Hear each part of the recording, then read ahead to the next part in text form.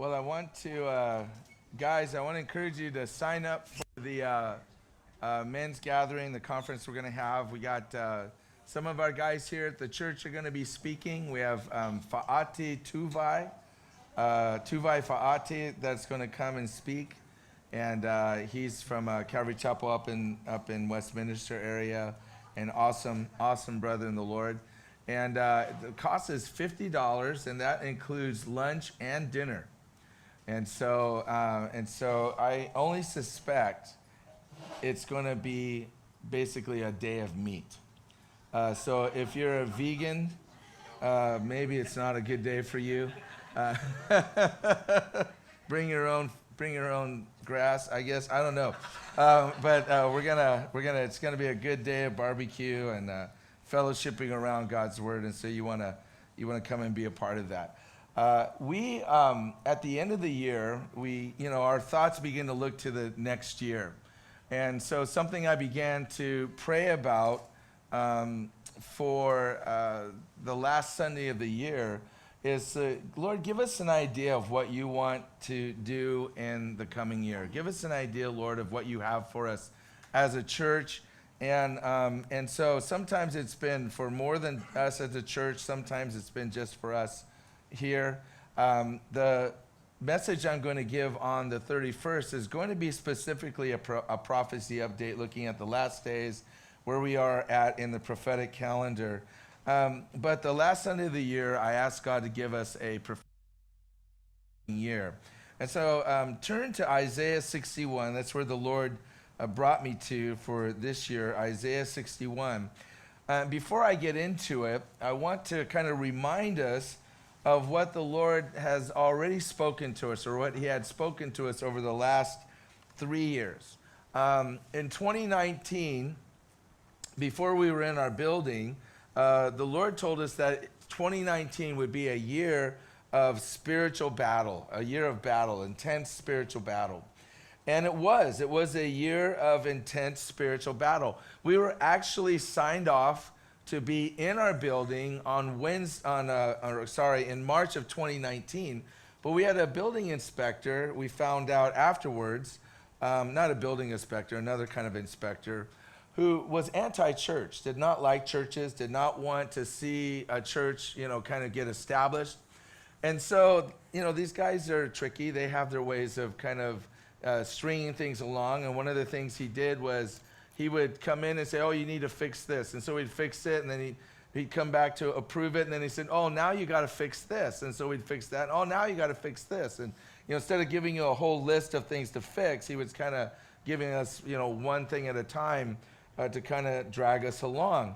And so it was getting to be around December, and I was just like, Lord, because you budget and all this sort of thing, and we were way over budget just because of the delays.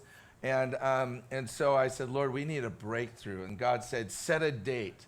And so I set a date, December 8th, and then I asked Chip, I said, Chip, can we make it? He was kind of overseeing the project, Chip Sparks, and he said, I don't know. Because it was like a week away. It wasn't much time. And the Lord broke through. He fought our battle. We had a breakthrough. That inspector that was keeping us from moving forward had a sudden death in the family and was replaced with another inspector. And that inspector was the one that came in and said, hey, I just want to let you know I'm a believer. I love Jesus. I love churches. The guy that was helping you was not. And he was just stringing you along. You should have been here in March, but you're already, you've already signed off on everything. You're already good to go. And he helped us pass our final inspection. And it was such a blessing. God fought our battle, and we saw the power of God move in that situation. Then in 2020, everyone was saying that 2020 would be a year of clear vision, a year of blessing, a year of prosperity.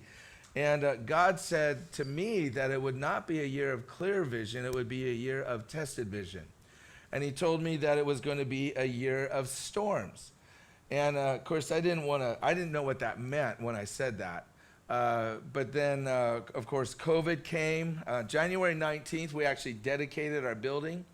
to the Lord, and it was awesome. And I mean, if you think about just getting to our building dedication, we paid not only just all the upgrade fees that we needed to pay to get the building ready, but we also paid double rent for 2.5 years. So we paid rent on 2 places. I mean, just paying rent on one place is hard enough, but paying rent on 2 places, I figured it was over $86,000 in rent that we paid in double rent, and God provided miraculously the whole time. And there's all kinds of stories I could tell about that, but I won't bore you with the details, but we've talked about it before. But our church was growing. We had families that were coming. There was momentum. And then on March 15th, COVID hit and everything.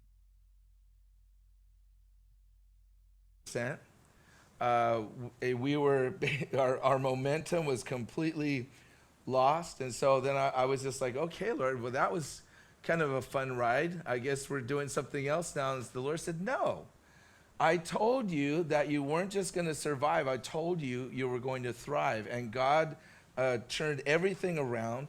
God provided in abundance. We started new ministries that year. In fact, we started our VERT ministry in COVID, when everything was shut down during COVID. I mean, who starts a youth ministry during COVID, But we started a youth ministry, and it took off. We started a food drive. Literally, somebody came to me, and 4 days later, we were doing a food drive. Randy Pakoff heads up our food drive. He found out he was in charge the first day of the food drive. It's like one of those things like, hey, look at this. This is cool. Look who showed up. Hey, Randy, you're in charge. And he's done a great job. And that's how we do things at Calvary, So if you show up, you could be in charge. And so the Lord blessed abundantly. And we saw anywhere between 50 and 75 families a week that were ministered to. Many of them have come to Christ as we've had people out there sharing. Randy's out there sharing constantly the gospel and leading people to Christ. It's been amazing to see the fruit that has come through that. And if we were still in the school, if we were still renting in our school building, then we would have been shut down. None of this could have happened. It would have been we would have been like many churches that were renting from schools, and some of them didn't survive. Some of them didn't make the transition. But God, in his wisdom, gave us this building. And not only did he give us a building to meet in, but he gave us a building like with a 20-foot wall that can open up, and we become an outdoor service. So when President Trump said, you can meet outdoors, I rolled up the door and I said, this is outdoors. We are in an outdoor service. And I had my friend Brad Dacus who's a constitutional attorney from the Pacific Justice Institute. And he came and saw it, and he goes, you know what, I can defend that. You guys are an outdoor service. And so we began meeting as an outdoor service in the building that God blessed us with. In 2021, God told us it would be a year of decision this year, a year of demonic deception, and a year of divine determination.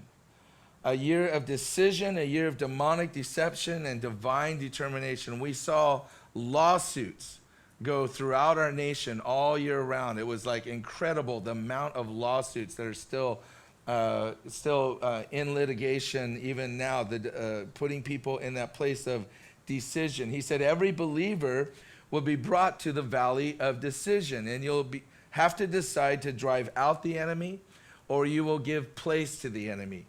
And the deception in 2021 has been unbelievable. The deception through the media, it's demonic. It's demonic. I would say it's demonic. It's not just in our nation even, it's global. It's around the world. The level of deception that is prevailing through the media outlets. And unfortunately, and it's actually originating from the highest levels of government.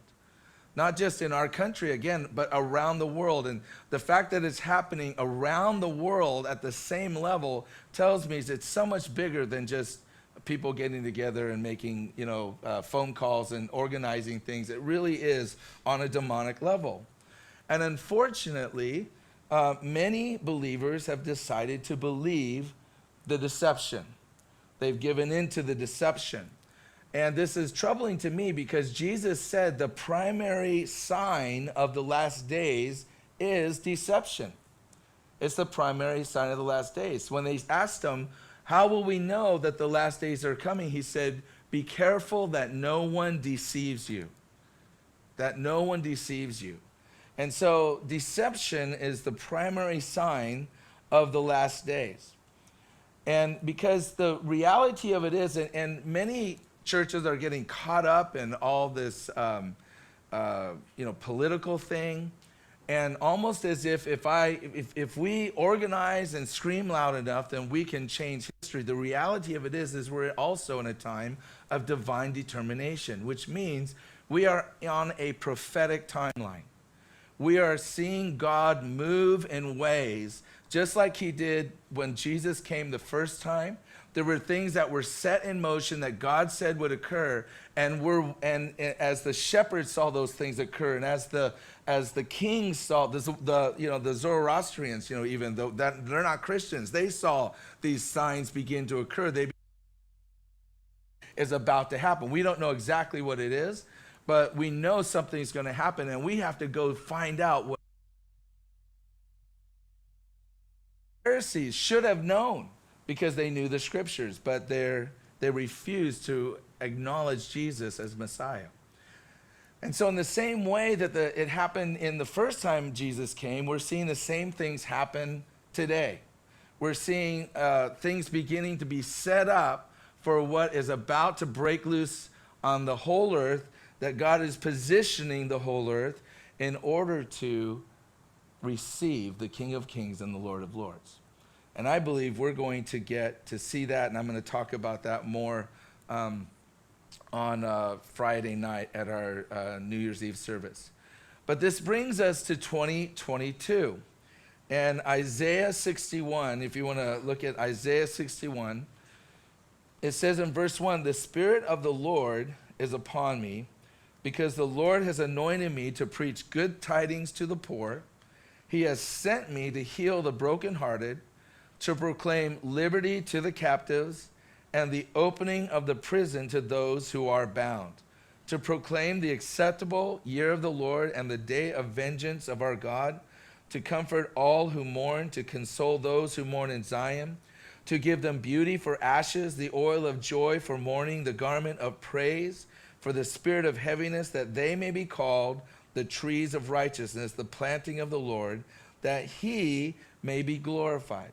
And what the Lord told me about 2022 is that 2022 is going to be a turning point year. It's going to be a year of shifting, a year of positioning. You're going to see people get positioned in different parts of the country, in different places of companies, of businesses. God is going to open up doors and position people for what he is about to do. When I look at the verse 3, it says that they may be called trees of righteousness, the planting of the Lord, that he may be glorified. I want to call your attention to that phrase, the planting of the Lord. When I look at all the churches in San Clemente and the church plants in San Clemente over the past 20 years, one thing I can say with confidence is that Calvary Chapel San Clemente is a planting of the Lord. It's something that the Lord established. We were the first successful church plant in San Clemente in over 15 years when we were started.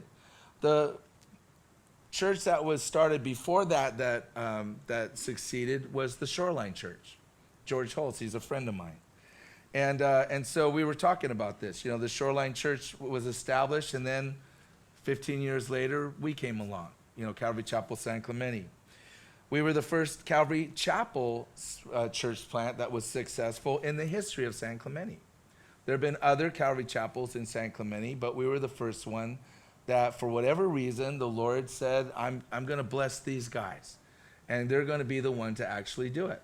Now, I have a friend, John Miller, and he doesn't understand that at all. He's pastors Revival Church in Menifee. He came from the Calvary Chapel in San Bernardino before that. He's the guy that taught Skip Heitzig how to preach.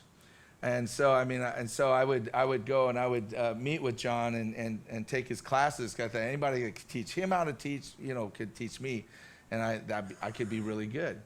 But I learned something about John. He also serves, and he also shapes surfboards. And so one day he looked at me, he goes, "How did you end up with the church in San Clemente?" He goes, "You don't even surf." He goes, "I make surfboards. That's what I do. I shape them, and I surf." He comes to Oceanside all the time and he surfs. And he goes, "And I'm in the desert." He goes, "How does that work? I'm in the desert and you're in the surf capital of the world." I have another friend that teaches in our school of discipleship. He's always telling me, "Holland, you are in the prime location." And I said, "John, the reason why God sent me here is because he knew I would work. Because if you were here, you'd get nothing done. You'd be having board meetings all day long. Nothing would happen. But he knew he needed somebody to work, and so he sent me here." But when we started the church, we started with 8 people in a living room. We had no help. No church sent us out. Calvary Chapel sent us out, Costa Mesa. But if you know anything about Pastor Chuck sends you out with a prayer. That's his gift to you. And he figures if the Lord's in it, the Lord will sustain it.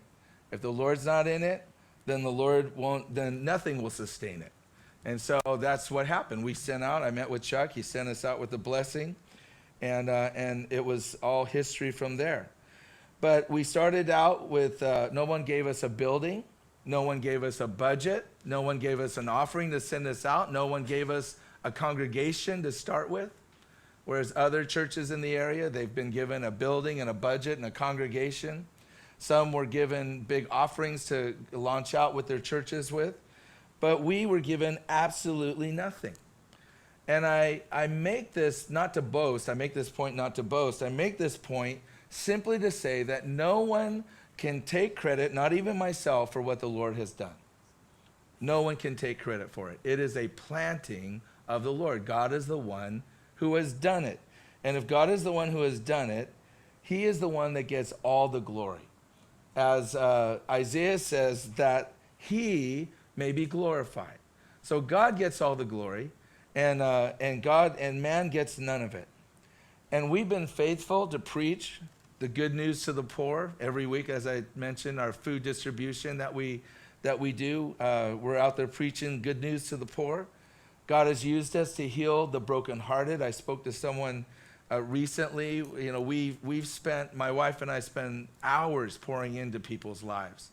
And one of these guys that we didn't look good, didn't look like it was going to work out, but in reality, learned recently that instead of getting divorced, miraculously things turned around, and the couple came back together, and now they're living together. God has established them, and so God used us as a church to heal the brokenhearted. He's used us to proclaim liberty to the captives, to proclaim the opening of prison doors, to proclaim the year of the Lord's favor, which is what we do in our outlet outreaches that we do. When we minister at Light at the outlets and we bring the bands in, we preach the gospel, and we've seen people come to Christ through that.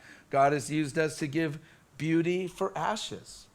I think of, I was reflecting on this, even going all the way back to when we were a small Bible study in a living room. When we were at a church, Calvary Chapel in Escondido, we were young in the ministry, but for some reason, we had the Bible study that attracted all the weird people, and they just felt comfortable around us. And so, we had people with multiple personality disorder. Now it's called something else. And we didn't know who was showing up. You could have a whole meeting with just one person. It was unbelievable. And So we would just, whoever the Lord sent, we would minister to them. And so when we started the Bible study that became this church, it's all of a sudden I looked around and I thought, oh wow, these are people with jobs. They have cars. They own their own car. They have a nice house. They're like business owners. They're well put together. And I was like, oh Lord, thank you for letting us minister to normal people. And then he said, look at their children. And I looked at their children, and all their children, many of them had special needs kids. We have a special needs kid. And all of a sudden, I just broke, and I just said, okay, Lord, I get it. You've called me to the people that are broken, to the ones that feel homeless anywhere else, that they don't feel like they belong. That's who you've called me to, and I accept it. And we've always had kids in our church that are special needs from the very beginning, and God has used us to bring beauty for ashes. Those that feel devastated, God has used us as a church to bring beauty into those lives. God gives us joy. God gives joy for mourning. I think of those that God has used us with to walk through periods of loss with, where my wife and I have walked through parents that have lost children and those that have lost loved ones. And that's how God uses us, to walk through the difficult parts of life with. God gives praise for heaviness. I think that's one of the reasons why there's so much joy in our church. That's one of the reasons why we like to have fun. We like to joke around. One, because it's Calvary Chapel. We're not all stuffy and all that stuff. We like to have fun and have a good time. That's what we do at Costa Mesa. I remember one time I tried to pants Don McClure. That was a mistake. I almost got decked in the back, but it was a lot of fun. But we like to have fun with each other. We like to experience the joy of the Lord, because I believe that the people of God are the happiest, most joy-filled people of all.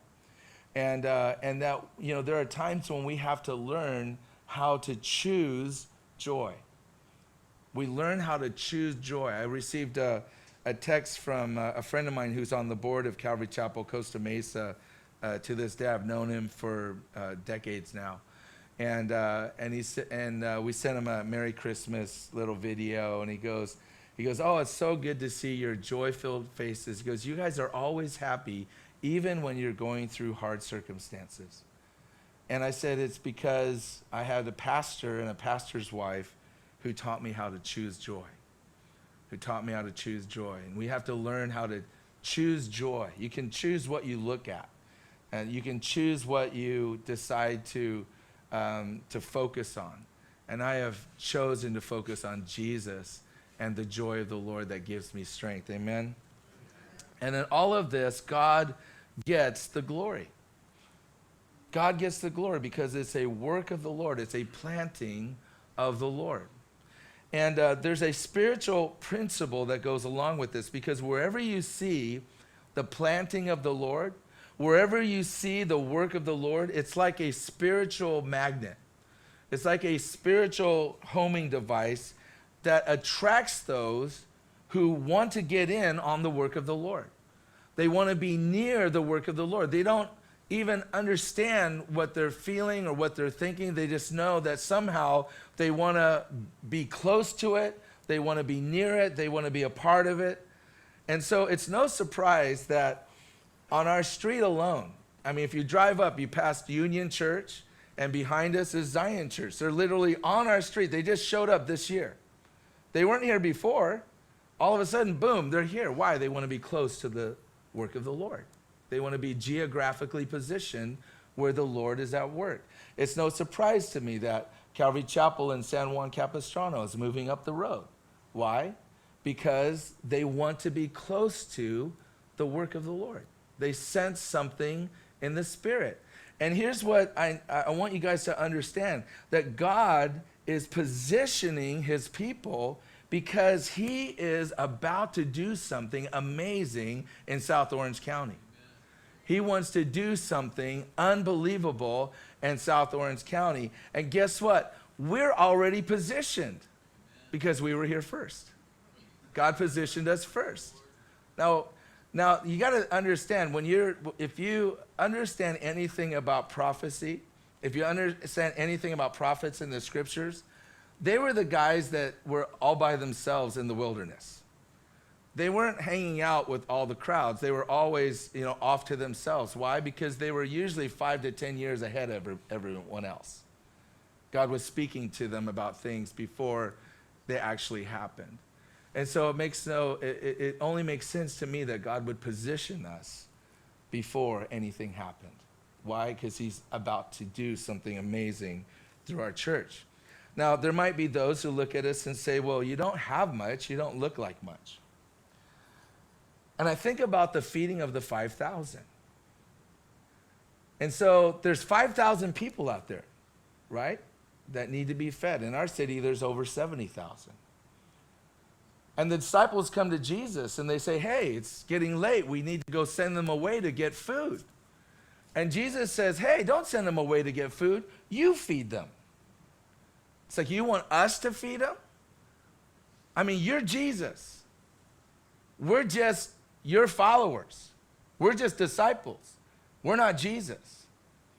And you want us to feed them?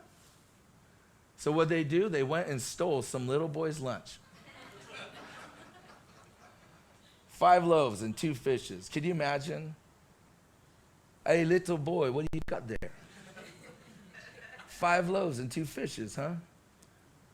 Wow, look at that eagle. Boom.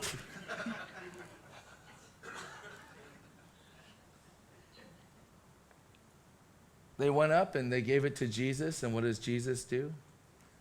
He blesses it and he multiplies it. And look what Jesus did with 5 loaves and 2 fishes. Jesus can do a lot with one person who is surrendered to him. Jesus can do a lot with one person who is completely submitted to him. We know what Jesus can do with 5 loaves and 2 fishes. What can Jesus do with you if you give yourself over to him? Paul said to the Corinthians in 1 Corinthians 3, I planted, Apollos watered, but God gave the increase. So then neither he who plants is anything, nor he who waters, but God who gives the increase. Now he who plants and he who waters are one, and each one will receive his own reward according to his own labor. And when we began Calvary Chapel in San Clemente, there were no Calvary Chapels here. There were no church plants here at that time that were being established. And so God put us here, and we plowed, we planted, and we saw things grow. And now these new churches that have come in have watered and harvested. They've experienced the water and the harvest. But it's God who gives the increase. It's God that causes things to grow. Paul says that we're all one in this. Paul says we're all united together in this, that you can't, the one who plants and plows isn't anything special, and the one who waters and harvests isn't anything special. But it's God who is special, and he brings us together. And so we're all one in the Spirit. And the reality is you can't water a crop unless you have someone who plows the ground and plant the seed. You can't have a harvest unless someone is willing to do the work of plowing and planting. And those of you that have gardens in your backyard, or maybe you've come from places where they plow and plant, you know that the hardest part of the job is the plowing and the planting. That's the hardest part. My wife, her dad was from Idaho. He was a farmer. And so he had this beautiful, farm. He would grow corn and all kinds of stuff. She grew up eating fresh fruit. And so, their soil down there was like perfect. It was just beautiful soil. And so she wanted me to be a farmer. And our soil in San Juan Capistrano is not like that soil. It's not beautiful. It's like, it's hard. I dug a hole to to put a grape plant in from her father's garden. And I'm still going through chiropractics for that, to take care of that. It was hard ground, you know. And so the hard work is the plowing and the planting. Anybody can water. Anybody can harvest. That doesn't take anything special to do that. It's just someone that can show up and water and harvest. And the Lord spoke to me recently when we were at the Calvary Chapel Pastors Conference, and he said that Calvary Chapel San Clemente has done a good job plowing the ground and planting the seed. You've done a good job doing that. And God gave us the grace to do the hard work. And it didn't even feel like hard work. It didn't feel like we were doing anything difficult. In fact, I'd have people say to me, how do you do it? How can you handle the spiritual warfare in San Clemente? It's such hard ground. And I would look at them and say, all I see is Jesus working. I don't see the hard ground here. I don't see it's difficult. I see Jesus at work. And it's been fun. It's been easy to do. God gave us the grace to do it. When we first arrived, we jumped in with the local churches and we held Easter together to unify the churches in San Clemente. That's good seed that was planted. When we held our first Harvest America, when the very first Harvest America with Greg Laurie was started, we held it here in San Clemente. We hosted it. That's good seed. There was a ministry called She Loves Out Loud, which is associated with the North American Missions Board. It's an offshoot of the Southern Baptist denomination. And we were approached to help them launch the She Loves Out Loud prayer movement that's continuing to this day, that has grown. And God used us to begin that. That's good seed.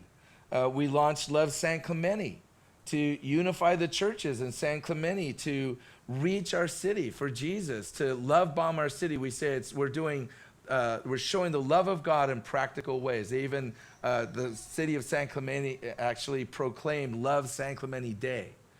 You know, and we put our banner up. It's the only banner all year round where it says, love, sharing the love of Jesus in practical ways across the city of San Clemente. That's good seed. We organized the first multi-church outreach in over 15 years in San Clemente when we had our first Light at the Outlets event. We had 5 local churches involved. The first time in 15 years that anyone has brought the churches together. I had Mac McIntosh come out and preach at it. And that is good seed. And more recently, we started a school of discipleship, where we are training future leaders. That's good seed.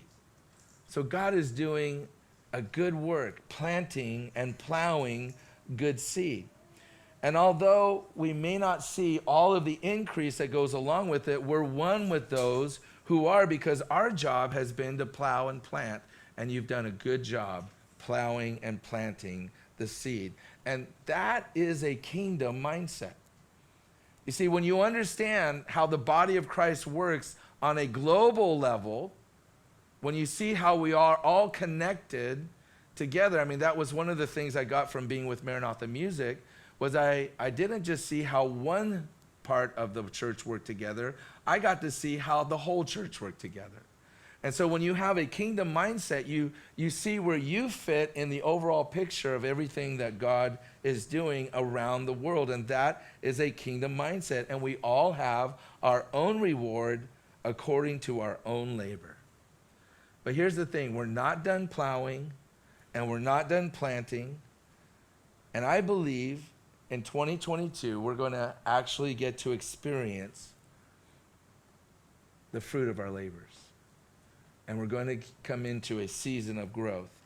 In Galatians 6, it says, "Do not be deceived. God is not mocked, for whatever a man sows, that he will also reap. For he who sows to his flesh will of the flesh reap corruption, but he who sows to the Spirit will of the Spirit reap everlasting life. And let us not grow weary while doing good, for in due season we shall reap if we do not lose heart. Therefore, as we have opportunity, let us do good to all, especially to those who are of the household of faith. And so, especially to believers, we want to be encouraging and embracing and supporting those that are doing works for Jesus.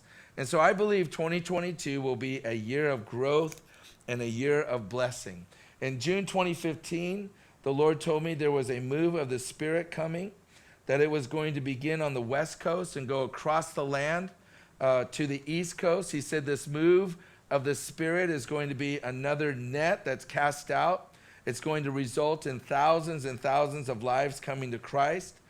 And at that time, the Lord said, get ready, be looking, be watching.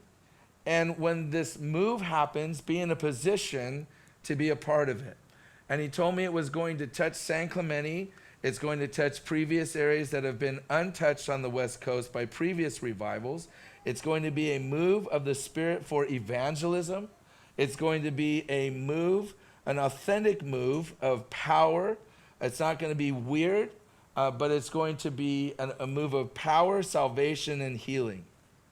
And so since 2015, I've been watching and I've been waiting and I've been looking and preparing to see what God is going to do and when he is going to do it. And I believe we started to see a movement of this in September 2020, when thousands gathered on the steps of Sacramento, the California state capital, to worship and pray. And this movement throughout the month of September went from California, the West Coast, to the East Coast, culminated in 2 national prayer events in Washington, D.C. on the same day at the same time. The same day at the same time. One was led by Franklin Graham, representing the evangelicals, and so all of the evangelicals were with Franklin. The other was held by Jonathan Cahn, representing the charismatic side of the church. So if you wanted the happy music, you went to Jonathan's event. If you wanted to, if you wanted just the like good old fashioned rock and roll, you went to Franklin Graham's event. But for the first time in history, you had the entire church gathered together for the same purpose, to pray. But here's the thing. None of them had coordinated. None of them had gotten their calendars together. None of them said, oh, you're going to do this. They were operating independently and just happened to be in the same place at the same time. That is a work of the Spirit. That is something that the Holy Spirit does.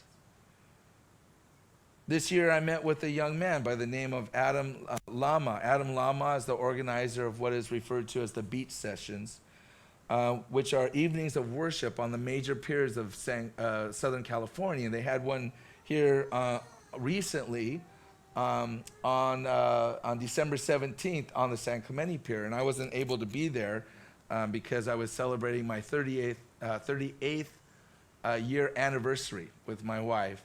And I figured if I was going to make it to 39, I needed to celebrate that day with my wife, which I did.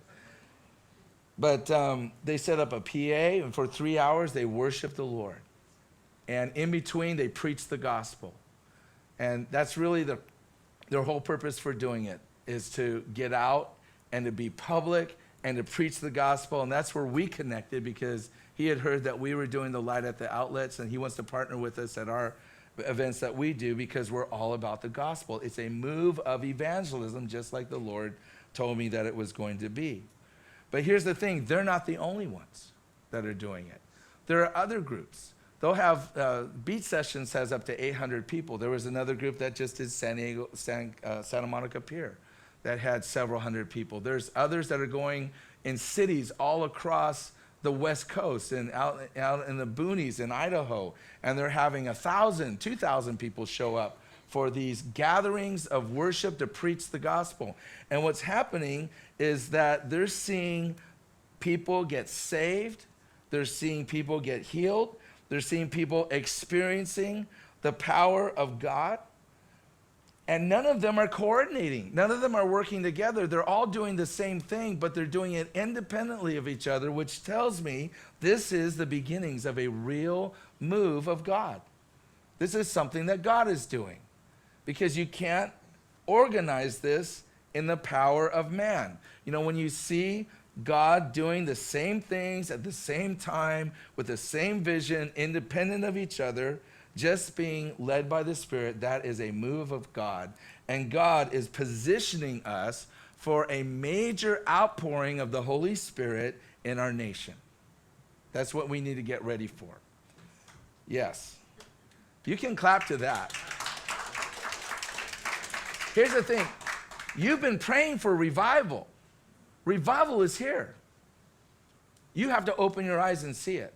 You see, in the Jesus movement, there were tons of people that didn't even see the Jesus movement. They missed it. They read about it in the magazine. But they didn't witness it firsthand because they didn't open their eyes to see what Jesus was doing. Jesus is moving. So how are we going to grow? Isaiah 4, verse 4 of Isaiah 61 says, "You will no longer be called forsaken or desolate." And I believe that God has called us as a church to be a place for the healing of the heart, to help people discover their identity in Christ through the teaching of God's word, verse by verse, line upon line, from Genesis to Revelation. And when you do that, you get all of God's word in the measure that he wants you to hear it. You cover everything, and he deals with you, and you begin to grow in the grace and knowledge of Jesus. And through the power of the Holy Spirit, we're going to grow as we pray for one another, as we do in our Afterglow services. The end of January, in our School of Discipleship, we're offering a self-confrontation class, which I encourage all of you guys to take. It's one of the most life-changing classes I ever took, and Joe Dyer, who taught at the School of Ministry in Costa Mesa, is going to be teaching us. We need about 10 students to get it off the ground. But it will give you a biblical mindset of how to see yourself, how to see others, and as you're praying for others, it'll equip you for the ministry of reconciliation between God and man that God has called every single one of us to. In Isaiah verse 4, chapter 61 verse 4, it says, "Bridegrooms will rejoice over brides." And I believe we're going to see several weddings in 2022. I think it's going to happen in 2022. In verses 6 through 7, Isaiah says we're not to be silent, but we're to be watchful until God establishes peace in Jerusalem and makes Jerusalem a praise in the earth. And like I said, we're in a prophetic timeline. We're not to be silent about this. We need to let people know Jesus is coming back soon. And so, and I'll talk more about this in the New Year's. But in the meantime, we're not to forsake the assembling of ourselves together, but we're to provoke each other to love and to good works. And so we're to be looking at each other and provoking each other as how we can be more loving to one another, what we can do to serve each other. And it's not us to look at someone and go, "Oh, I wish someone would do that." It's for us to jump in and to encourage each other to do that. To be there to be, iron sharpens iron. This is a season to encourage one another, to be involved in each other's lives, to share Jesus with people, to lay hands on and pray for people. Because you represent Jesus to the world. We represent Jesus to the world. And for many people, you're the only Bible they will ever read, is your life. Represent Jesus well. Represent Jesus well. In verse 8, Isaiah says, "Those who have gathered food will eat it." And I believe that we'll see, as I've said several times, the fruit of our labors in 2022. In verse 10 and 11, Isaiah says, "Surely your salvation is coming." That was the message. And we as a church, more and more as individual believers, not just as a church, our church, but just as believers, in 2022, we need to be about the gospel. We need to be about the gospel. And I want to say this to you in the most loving way I can say it. But if your life is in crisis, whatever crisis you're in, deal with it. Deal with it. Take out the stones, Isaiah says. Build up the highway. Lift up the banner. Get the junk out of your life, because it stops you from doing what God has made you for. And he has made you for greatness, so cut it out. Whatever you have to do to get rid of it, get rid of it. Make the decisions. Get over it. Jesus is coming back soon, and we need to get with the program. We need to get with the program. Time is running out. You don't want to be the guy that goes, oh, I forgot to tell that person right when the rapture happens. Or, oh, I was so busy living for myself that I didn't have time to share the love of Jesus with my neighbor. In Isaiah 62:12, it says, and they shall call them the holy people, those who are set apart for God, the redeemed of the Lord, those who are forgiven and happy. Happy are the people whose God is the Lord. Some of you need to figure out which God you've been serving because you haven't been that happy. And you got to realize, like, am I serving the Lord? What God am I serving here? If I'm not serving the Lord, then I'm not going to be happy. And that's just the reality of it. And you shall be called sought out. People are going to look for you. You don't have to look for opportunities to minister. People are going to come to you because they're going to see Jesus in you. A city not forsaken. You're going to be known. We are going to be known. And we actually are known in our church for the presence of God. We're known for the love of God. I've heard that over and over again. It's the greatest thing I hear about our church is how loving people are and how welcoming people are and how they sense the love of God. And I want that to increase. I want that to intensify. I want it to be like it was in the revivals in Wales, during the Welsh revival, as Reverend Willis would tell us that people would just drive into the area. They would come into the country and they would step out of the train onto the dock and they would be overwhelmed with the love of God. They would fall on their knees and they would repent of their sins. No one talked to them. It was just the love of God was just so everywhere in the country because of the prayers of God's people calling out for God's love to be poured out.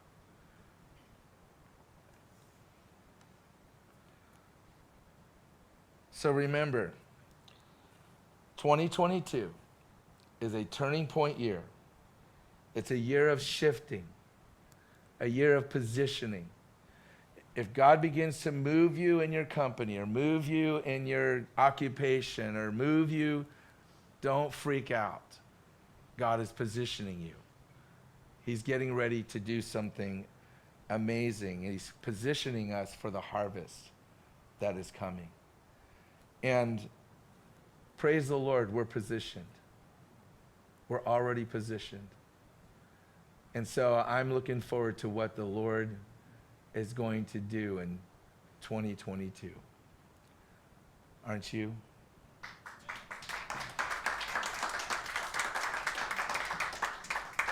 Let's pray. Father, thank you for your word to us. And Lord, I pray that this is one of those words that we keep coming back to and just with anticipation praying about what you're going to do.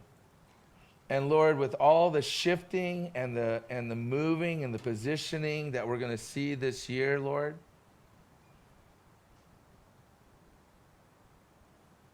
in government, in cities, maybe even in our own personal lives. Lord, when we look at all these things, many of us don't like change. But Lord, this is a good change because you're positioning us for the harvest. And we're going to get to be a part of it. And so, Lord, I pray that you would give us those hearts that are willing and open and available to you to be used however you desire.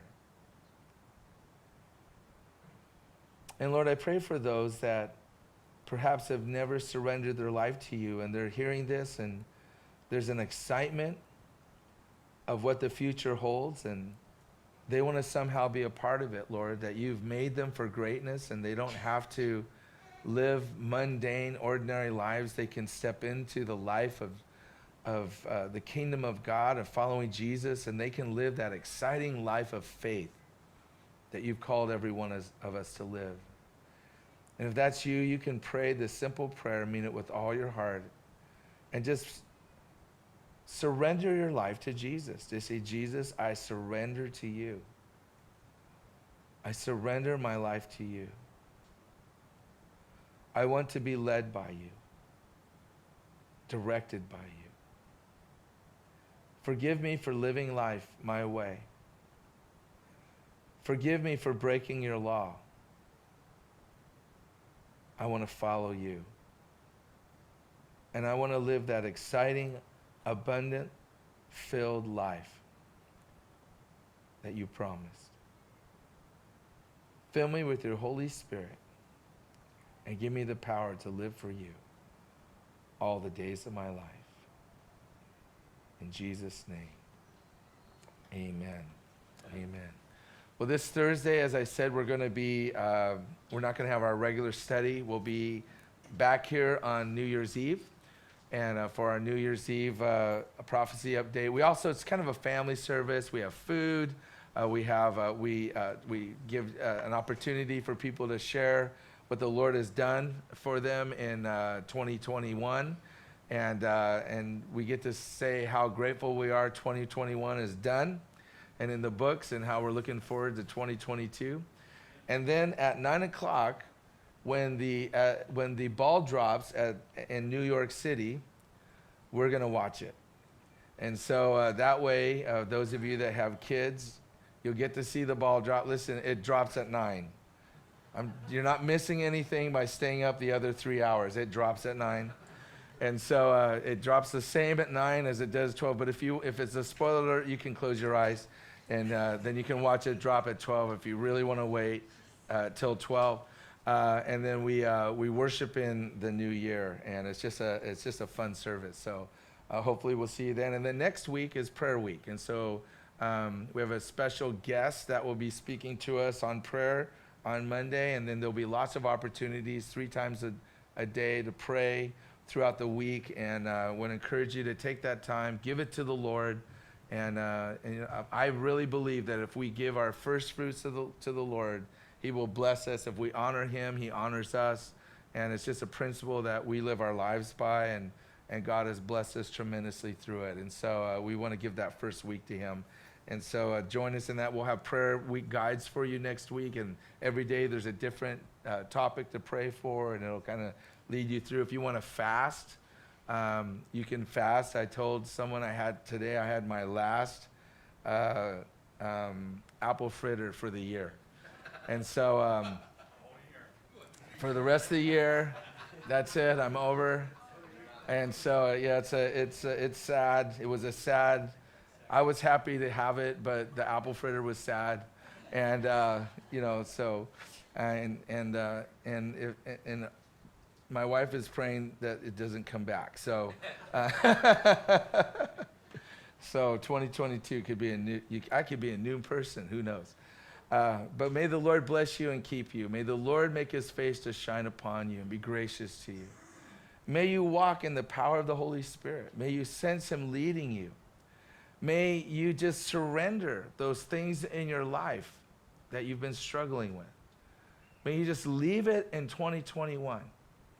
And as you step into 2022, may you go filled with His power and His might to represent Him and to do what He has made you to do. May the Lord bless you and those whom you love, and especially those whom nobody loves. If you need prayer, we'll be up here to pray with you. God bless you.